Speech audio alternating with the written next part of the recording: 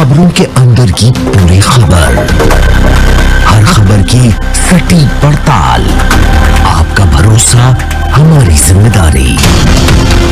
सच, साहस और सरोकार, यही है हमारी पहचान।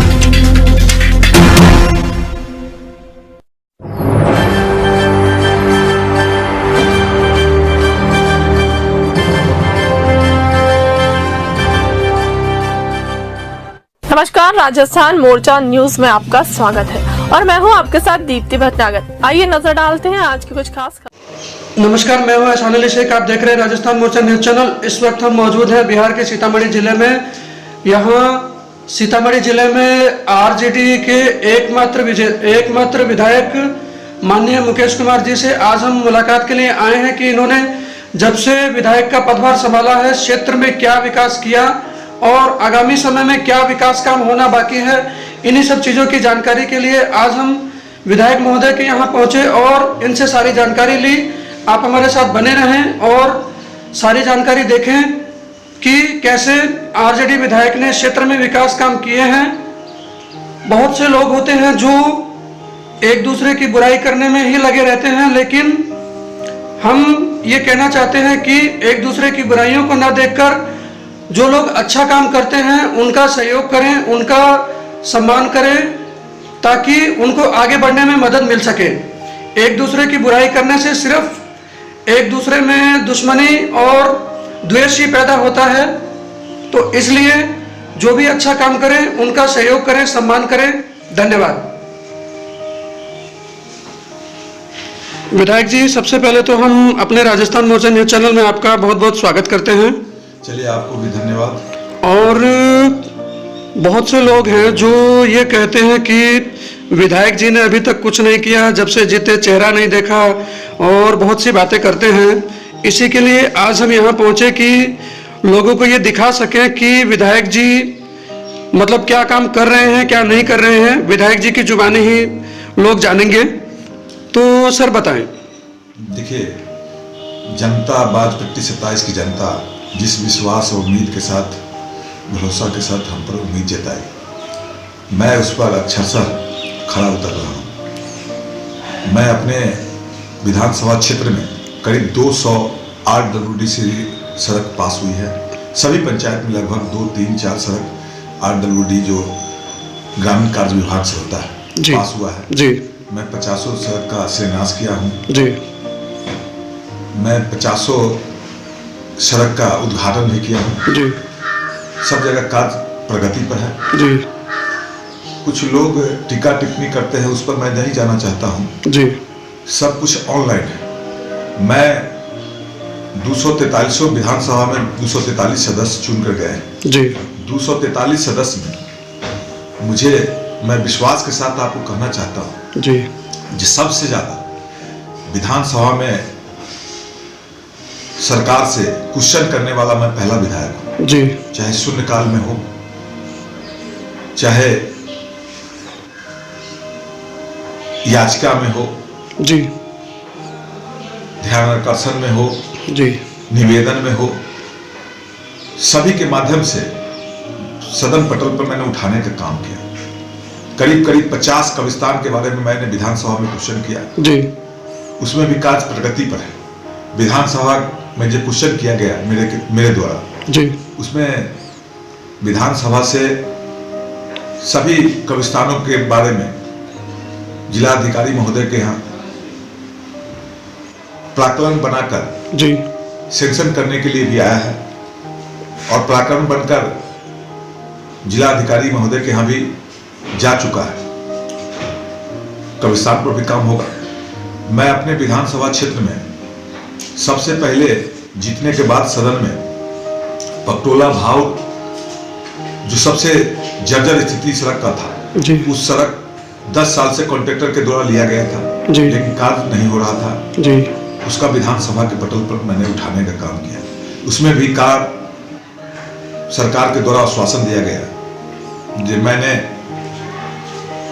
1 माह के अंदर उसका टेंडर हो जाएगा और टेंडर भी हो चुका है, काम भी प्रगति पर है। सरमनी टोल पुल और बाजपट्टी जो मुख्य पुल है जी, मधुबन, जी। उस पुल के बारे में भी मैंने विधानसभा में आवाज उठाया जी, उसका भी सरकार के द्वारा जवाब मिला। आज प्राकलन तैयार होकर विभाग में गया है, राशि आने के बाद कार्य वहां भी कार्य किया जाएगा।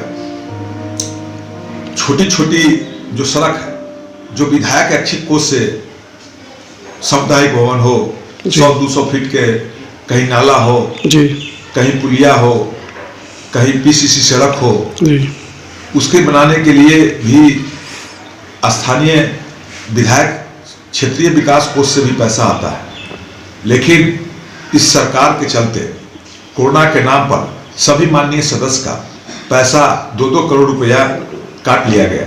जी, और लोग जो कहते हैं कि काम नहीं किया गया, जी। सभी माननीय विधायक जी का क्षेत्र के जायजा ले लिए। जी, और सबसे ज्यादा मैं आपको विश्वास के साथ कहना चाहता हूं जी, कि सबसे ज्यादा मैं अपने बाजपट्टी विधानसभा क्षेत्र में सड़क सेक्शन हुआ है, जी। आज प्रगति पर भी है। हमारी सरकार नहीं है, जी, कहीं न कहीं सरकार नहीं रहने के कारण भी जी, आप एकमात्र इकलौते आरजेडी विधायक हैं। एक और सीतामढ़ी में संजय गुप्ता जी जी। हैं आरजेडी के विधायक, जी। लेकिन सरकार नहीं रहने के कारण भी हम लोग के साथ भेदभाव किया जाता है, जी, भेदभाव किया जाता है।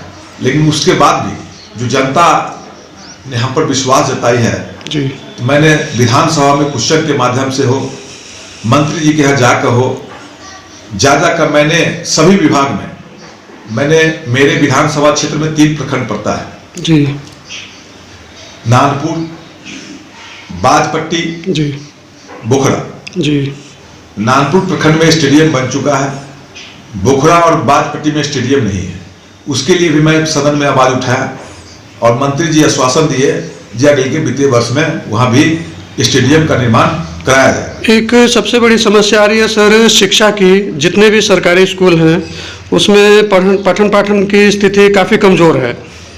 नहीं, सरकार की मंशा, माननीय मुख्यमंत्री जी की मंशा पढ़ाने की नहीं है, जी, क्योंकि सरकारी स्कूल का जो व्यवस्था है, जी, मैं भी अपने पार्टी के तरफ से जी, विधानसभा में कटौती बजट भाषण में जी, बोलने का मौका मिला। जी, मैंने सभी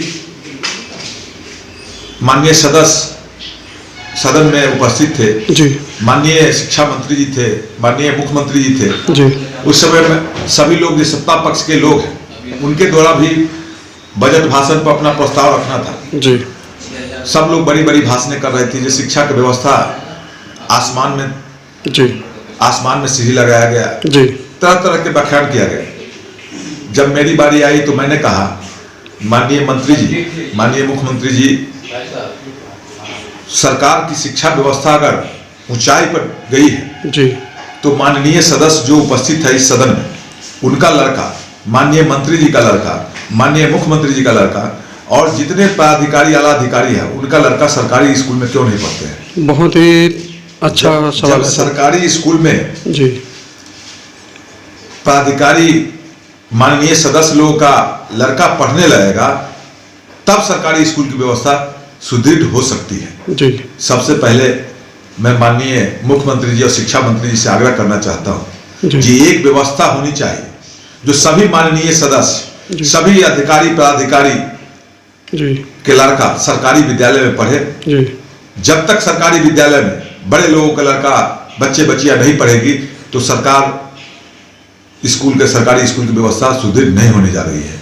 और कहीं भी आप पत्रकार हैं, आप भी जाते हैं, जी, जो व्यवस्था है अभी स्कूल की, वो पढ़ाई की व्यवस्था बद से बदतर हो गया है। एक और दूसरी समस्या बाजपट्टी क्षेत्र में देखी जा रही है कि इन दिनों चोरी डकैती बहुत हो रही है। देखिए, सरकार का जो पुलिस प्रशासन है, पुलिस महकमा है, सरकार पूरी तरह फेल है। जी, और जिस सरकार की प्रभुता खत्म हो चुकी है, जी, इनकी नीतीश जी की जो प्रभुता है वो जी, समाप्त हो चुकी है। जी, जनता मैंडेट माननीय विरोधी दल के नेता आदरणीय तेजस्वी जी को बिहार की जनता दिया था, जी, लेकिन कहीं न कहीं चोरी छिपी और बेईमानी से जी, उन्होंने हम लोग को सत्ता में नहीं आने दिया। जी, अभी सरकार की एक ही अभियान है, आप लोग हमसे ज्यादा जानते होगा क्योंकि पत्रकार है, जी, सिर्फ दारू पकड़ने के लिए पुलिस ढूंढ रही है, दारू बेचवा रही है, दारू खुजवा रही है, दारू में मानो माल अपना पैसा के उगाही कर रहे हैं जी। लेकिन डकैती पर, चोरी पर, अन्य चीज पर पुलिस की नजर नहीं है। नजर इसलिए नहीं है कि सरकार के द्वारा जी हिदायत दी जाती है कि सिर्फ दारू पकड़ना है, तो पुलिस लोग तो दारू पकड़ने में लगे हुए जी। हैं, तब डकैती चोरी डकैती पर क्या करेंगे? सब लोग को सरकार के आदेश के अनुपालन कर रहे हैं जो पुलिस के अधिकारी हैं। सिर्फ हर रोज देखते हुएगा जब दारू बंद है, इनकी सरकार बिहार में और केंद्र में भी सरकार है जी, तो जब सरकार इनकी सरकार है तो केंद्र में क्यों नहीं दारू बंद कराते हैं? सभी स्टेट में क्यों नहीं दारू बंद कराते हैं? जब हमारे देश में ही दारू नहीं आए, जब दारू नहीं आया, किसी स्टेट में नहीं बनेगा तो दारू स्वाभाविक है बंद हो जाएगा। लेकिन कहीं ना कहीं इनकी मंशा ठीक नहीं है इस सरकार की। दारू बंद करने का मंशा नहीं है। दारू बंद करने का अगर मंशा रहता तो इनकी सरकार यहाँ भी है और केंद्र में भी है, हर जगह बंद हो जाता। लेकिन इनकी मंशा अपना लुका छुपी करने की है। कोई काम जगह पर पटल पर हो नहीं रहा है जी। जो वास्तव काम है, वास्तविक काम है जनता के हित के लिए। कभी भी सदन में मेरे नेता के द्वारा, अन्य सदस्यों के द्वारा सवाल पूछा जाता है, उसमें भी गोल मटोल जवाब दिया जाता है जी। जैसे आप कहें एक सड़क के पुलिया के बारे में मैं 2 बार क्वेश्चन कर चुका हूं जी। और पहले बार जीते उस समय भी पुल के बारे में, सरवनी टोल पुल के बारे में बोला। उस समय भी कहा डीपीआर तैयार हो बन चुका है, डीपीआर बनाकर विभाग में गया। इस बार भी क्वेश्चन किया तो कहा कि जब डीपीआर बन के विभाग में गया है, राशि की उपलब्धता के कारण नहीं हो रहा है, राशि आएगा तो बन जाएगा जी। सरकार के पास जो राशि की व्यवस्था है उसको सरकार को करना है, न कि जनता को करना है। जी। सरकार व्यवस्था करे।